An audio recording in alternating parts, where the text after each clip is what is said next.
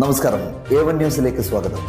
ഉത്തര മലബാറിലെ ശബരിമല എന്നറിയപ്പെടുന്ന ചെറുപുഴ ശ്രീ അയ്യപ്പ ക്ഷേത്ര അഷ്ടബന്ധ ബ്രഹ്മകലശ ധ്വജപ്രതിഷ്ഠ മഹോത്സവം ശ്രീമദ് ഭാഗവത സപ്താഹയജ്ഞവും 2024 നവംബർ 30 മുതൽ ഡിസംബർ 17 വരെ ഭക്തി ആദരപൂർവ്വം കൊണ്ടാടുകയാണ്.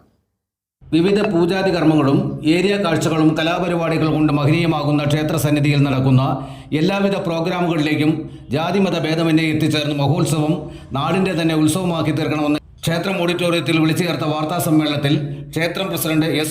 കുമരേശൻ, സെക്രട്ടറി CM രഘു, ഖജാൻജി K. Sasidharan, vice president C. Damodaran, joint secretary M. Vasudevan, മാതൃസമിതി പ്രസിഡന്റ് A. V. കാർത്തിയാനിയമ്മ, മാതൃസമിതി secretary Omana Vazhakkodan, joint secretary Shailaja Vijayan എന്നിവർ വാർത്താ സമ്മേളനത്തിൽ അറിയിച്ചു. അഷ്ടബന്ധ ബ്രഹ്മകലശ ധ്വജപ്രതിഷ്ഠാ മഹോത്സവമായി ക്ഷേത്രം കമ്മിറ്റി മുമ്പോട്ട് പോവുകയാണ്.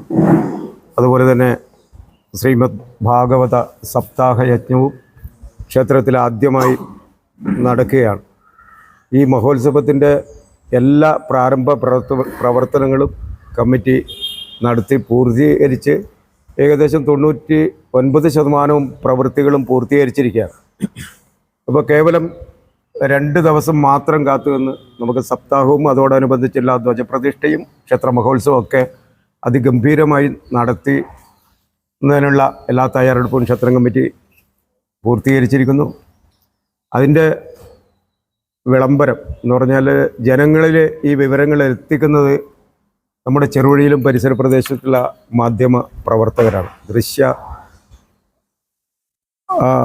മാധ്യമങ്ങളായാലും ഇന്നത്തെ എല്ലാ തരത്തിലുള്ള പത്രമാധ്യമങ്ങളും മുഴുവൻ നമ്മളോട് പൂർണ്ണമായി സഹകരിച്ചുകൊണ്ട് ഈ ക്ഷേത്രത്തിൻ്റെ അഭിവൃദ്ധിക്ക് വേണ്ടി നല്ല കാര്യത്തിന് വേണ്ടി പ്രവർത്തിച്ചു വരുന്ന ഒരു വിഭാഗം മാധ്യമ സുഹൃത്തുക്കൾ നമ്മോടൊപ്പം എന്നുമുണ്ട്. ആ മാധ്യമ പ്രവർത്തനത്തിന് ഇവിടെ എത്തിച്ചേർന്ന എല്ലാ പ്രവർത്തകർക്കും ക്ഷേത്രം കമ്മിറ്റിയുടെ സ്വാഗതം അരുളുകയാണ്. ചെറുപുഴ ശ്രീ അയ്യപ്പ ക്ഷേത്രത്തിൻ്റെ ചരിത്രത്തിൽ ഒരു ധന്യമുഹൂർത്തമാണ് ഈ അഷ്ടബന്ധ ബ്രഹ്മകലശ ധ്വജപ്രതിഷ്ഠാ മഹോത്സവവും ശ്രീമദ് ഭാഗവത സപ്താഹവും ഭഗവാന്റെ ഉത്സവവും. അങ്ങനെ നവംബർ 30 മുതൽ ഡിസംബർ 17 വരെ 18 ദിവസങ്ങൾ നീണ്ടു നിൽക്കുന്ന വലിയ ഒരു ദേവൻ്റെ ഒരു ഉത്സവമാണ് ഇവിടെ നടക്കാൻ പോകുന്നത്.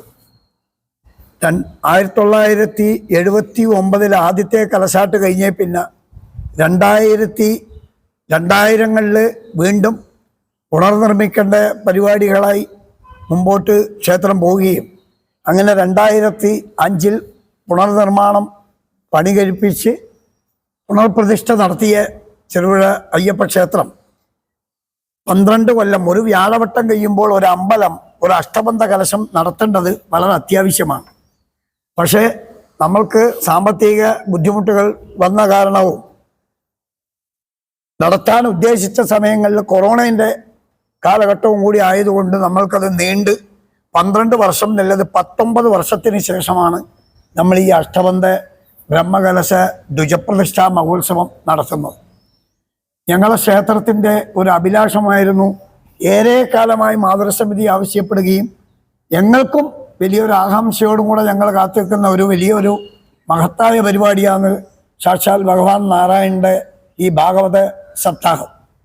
അപ്പോൾ ഈ അഷ്ടബന്ധ ബ്രഹ്മകലശ ധ്വജപ്രതിഷ്ഠയോടൊപ്പം തന്നെ ഈ ഭാഗവത സപ്താഹവും അതോടൊപ്പം തന്നെ ഉത്സവവും ഒന്നിച്ച് നടത്താൻ ജനങ്ങളും കമ്മിറ്റിയും നിശ്ചയിച്ചതിൻ്റെ അടിസ്ഥാനത്തിൽ തന്ത്രിയായി ബന്ധപ്പെടുകയും തന്ത്രീശ്വരനും ഞങ്ങളൊക്കെ തന്നെ ജ്യോതിഷികളെ, അതായത് ക്ഷേത്രത്തിൻ്റെ 2024 നടന്ന മെയ് മാസം നടന്ന സ്വർണ്ണപ്രശ്ന ചിന്ത നടത്തിയ പയ്യന്നൂർ ജ്യോതിസ്ഥാനം നാരായണ പൊതുവാളുടെ നേതൃത്വത്തിൽ നടത്തിയ ആ സ്വർണ്ണപ്രശ്നത്തിൽ ഈ ഒരു ടൈറ്റിൽ ഭഗവാൻ അംഗീകരിച്ചു.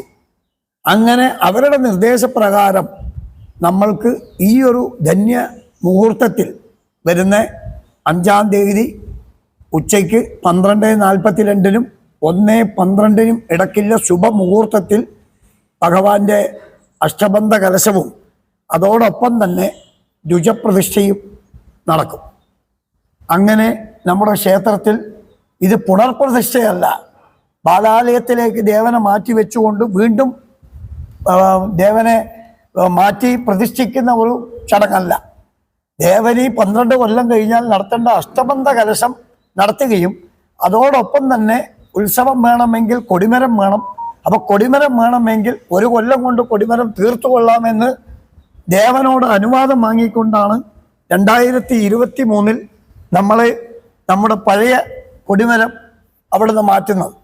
അപ്പോൾ അത് 2024 നമ്മൾക്ക് സാധിക്കണം എന്ന ഒരു വലിയ ഒരു കാഴ്ചപ്പാടിലാണ് ഈ ഒരു മുഹൂർത്തം കണ്ടെത്തുകയും അതിൽ ഈ ഒരു കാര്യം നടത്താൻ വേണ്ടി ദേവന്റെ സമ്മതപ്രകാരം തീരുമാനിക്കുകയും ചെയ്തു.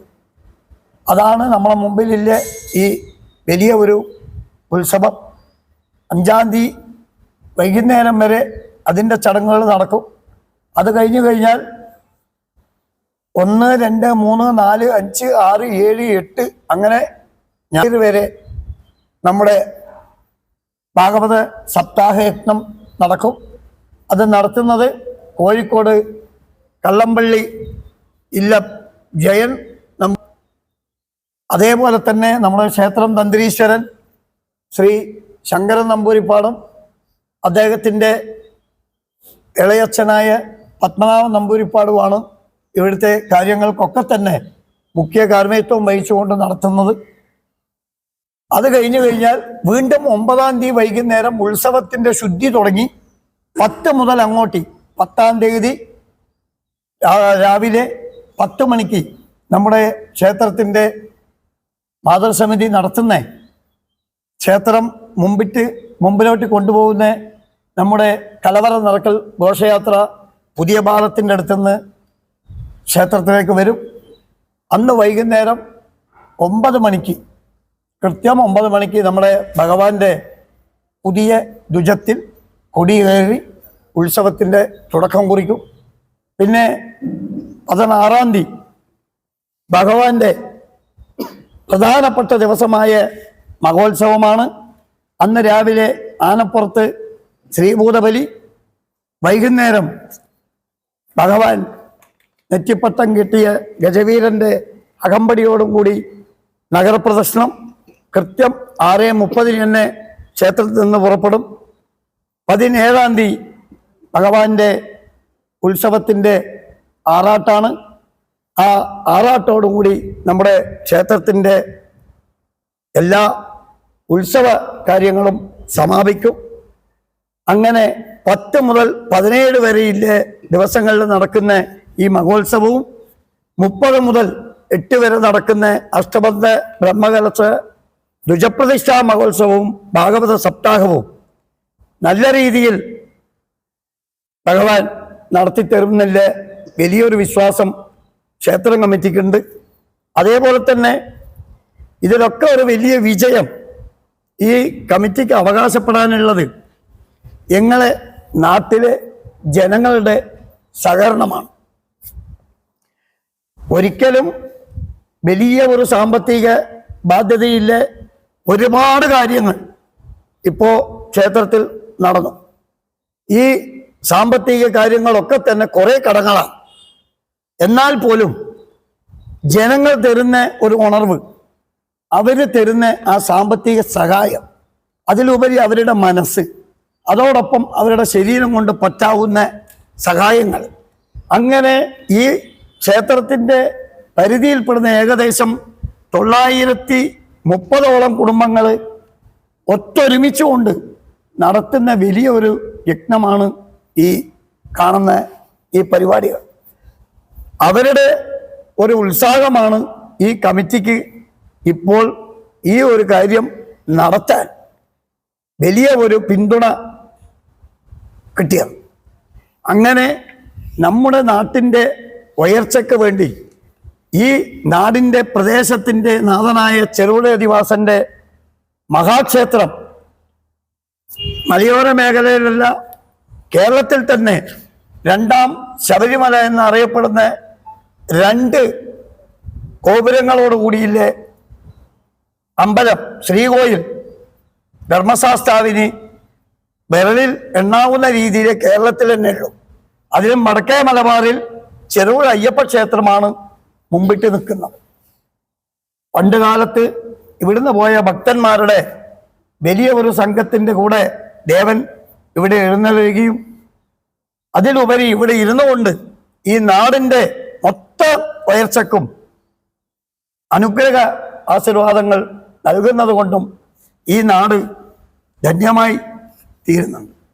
അപ്പോൾ ഈ ഒരു അവസരത്തിൽ നിങ്ങളോട് ഞങ്ങൾക്ക് പറയാനുള്ളത്, ഈ ഒരു മഹോത്സവം വളരെ ഭംഗിയായി നടത്തുവാൻ ദേവന്റെ അനുഗ്രഹവും അതിലുപരി ഈ നാട്ടിൻ്റെയും നാനാ ഭാഗത്തിൽ നിന്ന് വരുന്ന ഭക്തജനങ്ങളുടെയും എല്ലാ ജാതി മതസ്ഥരുടെയും സഹായമാണ് ഈ അമ്പലത്തിൽ ലഭിച്ചുകൊണ്ടിരിക്കുന്നത്. അതേപോലെ തന്നെ എല്ലാ ദൃശ്യമാധ്യമങ്ങളും പത്രമാധ്യമങ്ങളും ഞങ്ങളുടെ ഈ മഹാക്ഷേത്രത്തിൻ്റെ ഉയർച്ചക്ക് 80-90% നല്ല രീതിയിലുള്ള സഹായങ്ങളാണ് ചെയ്തുകൊണ്ടിരിക്കുന്നത്. അതുപോലെ തന്നെ ഈ ഉത്സവാദി കാലങ്ങളിൽ ഇവിടെ നടക്കുന്ന വലിയ ഒരു കാര്യം, മലയോര മേഖലയിൽ ആദ്യമായി തുടങ്ങപ്പെട്ട അന്നദാനം ഞങ്ങൾക്ക് ഈ ദിവസങ്ങളിലൊക്കെ ചെയ്യണം എന്നുണ്ട്. അതിനുള്ള തയ്യാറെടുപ്പുകളും കാര്യങ്ങളും നടന്നുകൊണ്ടിരിക്കുന്നുണ്ട്. അതിലും എല്ലാ ഭക്തജനങ്ങളും പങ്കാളികളാവണം. അതോടൊപ്പം തന്നെ ഉത്സവ ദിവസങ്ങളിലൊക്കെ എല്ലാവരും പങ്കെടുത്ത് ദേവന്റെ അനുഗ്രഹത്തിന് പാത്രീഭൂതരാവണമെന്ന് വിനീതമായി ചെറുപുഴ അയ്യപ്പ ക്ഷേത്ര കമ്മിറ്റിക്കും മാതൃസമിതി കമ്മിറ്റിക്കും ബ്രഹ്മകലശ കമ്മിറ്റിക്കും എല്ലാ കമ്മിറ്റികൾക്കും വേണ്ടി ഈ ഒരു അവസരത്തിൽ ജനങ്ങളോട് അഭ്യർത്ഥിക്കുന്നു. എല്ലാ സഹായ സഹകരണങ്ങളും തന്ന് ഞങ്ങൾ വഴി നടത്തുന്ന ഈ നാടിലെ ജനങ്ങൾ എല്ലാവർക്കും നന്മകൾ വരട്ടെ, ഈശ്വരൻ എന്നും അനുഗ്രഹിക്കട്ടെ എന്ന് മാത്രം പറഞ്ഞുകൊണ്ട് ഇനി വരുന്ന ദിവസങ്ങളിൽ നിങ്ങളെല്ലാവരുടെയും സഹായ സഹകരണങ്ങൾ പൂർണ്ണമായി ഞങ്ങൾക്ക് ഉണ്ടാവണമെന്ന് അഭ്യർത്ഥിച്ചുകൊണ്ട് എൻ്റെ വാക്കുകൾ ഞാൻ ചുരുക്കുന്നു. നന്ദി. രൂപീകരിച്ചത് ഈ ചെറുപുഴ അമ്പലത്തിലെ മാതൃസമിതിയിലെ ഒരു സഹകരണം കണ്ടിട്ടാണ്. ഇപ്പം എല്ലാവരും നല്ല സഹകരണമാണ്. അതുകൊണ്ട് എല്ലാ ആൾക്കാരെയും ഞാൻ ഈ ഉത്സവത്തിന് നമ്മുടെ അമ്പലത്തിലേക്ക് ക്ഷണിക്കുകയും ഇത്രയും വലിയൊരു കാര്യം ഇവിടെ നടക്കുന്നതിന് എല്ലാവിധ സഹായ സഹകരണങ്ങളും എല്ലാവരും ഉണ്ടാവട്ടെ എന്ന് മാത്രം പ്രാർത്ഥിച്ചുകൊണ്ട് ചെറുപുഴ അയ്യപ്പ ക്ഷേത്രത്തിൻ്റെ പ്രസിഡന്റും നമ്മുടെ രക്ഷാധികാരി കാർത്തികേയൻട്ടിയൊക്കെ പറഞ്ഞു, ഇത് ചെറുപുഴയെ സംബന്ധിച്ചിടത്തോളം ഞങ്ങൾക്ക് ഒരു സമുദായത്തിൻ്റെ ഉത്സവമല്ല, ഇത് ചെറുപുഴയുടെ മഹോത്സവമാണ്. കാരണം ഒന്നാമത് നമ്മുടെ ഇവിടുത്തെ പ്രധാന വിഗ്രഹം സംഭാവന തന്നത് അബ്രഹാം കള്ളിവേലം എന്ന ആ മൺമറഞ്ഞോയ മഹാമനുഷ്യനാണ്. അതുകൊണ്ട് തന്നെ ഇത് കുടിയേറ്റ മേഖലയുടെ നാനാജാതി മതസ്ഥരുടെയും ഒരു മഹോത്സവമായിട്ട് ഇത് മാറിക്കഴിഞ്ഞു. കാരണം മഹോത്സവ സമയത്ത് നിങ്ങളെല്ലാവരും വരുന്നതാണ്, നിങ്ങൾക്ക് എല്ലാവർക്കും കാണാൻ സാധിക്കുന്നതാണ്. അപ്പോൾ ഈ മഹോത്സവത്തിൻ്റെ ആ വിജയം ഊട്ടിയുറപ്പിക്കുന്ന ഏറ്റവും പ്രധാന ഘടകം നമ്മുടെ ദൃശ്യ ശ്രവ്യ മാധ്യമങ്ങളാണ്. കാരണം നല്ലത് ഈ ക്ഷേത്രത്തെക്കുറിച്ച് എല്ലാ ജനങ്ങളുടെയും കാതുകളിൽ എത്തിക്കുന്ന സമയത്താണ് ജനങ്ങൾ കൂടുതൽ ഇത് അറിയുക. ഇന്ന് നമുക്കറിയാം, ദൃശ്യശ്രവ്യ മാധ്യമങ്ങളിലൂടെയാണ് ക്ഷേത്രത്തിൻ്റെ കീർത്തി ഈ നാട്ടിലും മറുനാട്ടിലും ലോകമെങ്ങും എത്തിക്കഴിഞ്ഞിരിക്കുന്നത്. അപ്പോൾ അതിനുള്ള പൂർണ്ണമായ സഹകരണം ഞങ്ങളുടെ കമ്മിറ്റിയുടെ ഭാഗത്ത് നിന്ന് എന്തെങ്കിലും ചെറിയ വീഴ്ചകൾ വന്നിട്ടുണ്ടെങ്കിൽ അത് നിങ്ങൾ ചൂണ്ടിക്കാണിക്കണം. അതിന് യാതൊരു മടിയും പാടില്ല. അതോടൊപ്പം പൂർണ്ണമായ സഹകരണം ഉണ്ടാകണം. ഇവിടെ ഇരിക്കുന്ന എല്ലാവരെയും ആ പേരും കാര്യങ്ങളും നമ്മുടെ നോട്ടീസിലുണ്ട്, അതുകൊണ്ട് ഞാൻ പ്രത്യേകം പറയുന്നില്ല. അതുകൊണ്ട് എല്ലാവരുടെയും ഫോട്ടോയും പേരും ഉള്ളത് കൊണ്ട് കൃത്യമായിട്ട് ഞാൻ പറയുന്നത്. അതുകൊണ്ട് ക്ഷേത്രം കമ്മിറ്റിക്ക് വേണ്ടിയും മാധ്യമ പ്രവർത്തകർക്ക് വേണ്ടിയും എല്ലാം ഈ അവസരത്തിൽ നന്ദി അറിയിക്കുകയാണ്. ഇനിയും നമ്മുടെ മഹോത്സവത്തിൻ്റെ തുടർ ദിവസങ്ങളിൽ എല്ലാ പരിപാടികളുടെയും ഇടപാടുകളിലെ സുതാര്യത, 70 കോടിയിലധികം പ്രവർത്തന മൂലധനം, 18 വർഷത്തെ പ്രവർത്തന മികവിലൂടെ സഹകരണ മേഖലയിൽ ചരിത്ര നേട്ടം കുറിച്ച് Cherupuzha merchants welfare cooperative society. നിക്ഷേപങ്ങൾക്ക് ഉയർന്ന പലിശ നിരക്കും പൂർണ്ണ സുരക്ഷയും.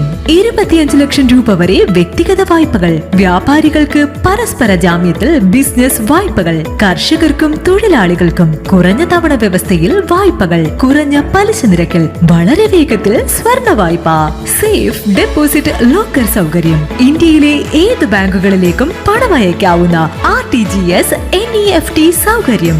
ചെറുപുഴ, പെരിങ്ങോം, വയക്കര പഞ്ചായത്ത് പരിധികളിലായി 3 ബ്രാഞ്ചുകൾ. ഇച്ഛാശക്തിയുള്ള ഭരണസമിതി, ജനകീയമായി ഇടപെടലുകൾ നടത്താനും അറിയുന്ന ജീവനക്കാർ. നിങ്ങളുടെ ധനകാര്യ ഇടപാടുകൾക്ക് ഏറ്റവും വിശ്വസനീയമായ ധനകാര്യ സ്ഥാപനം Cherupuzha merchants welfare cooperative society. Head office Cherupuzha. ഞങ്ങളുടെ ബ്രാഞ്ചുകൾ: main branch Cherupuzha, phone 04985243255. Evening branch village ഓഫീസിന് സമീപം bus stand Cherupuzha, phone 04985242255. Padiyottuchal branch, phone 04985242155.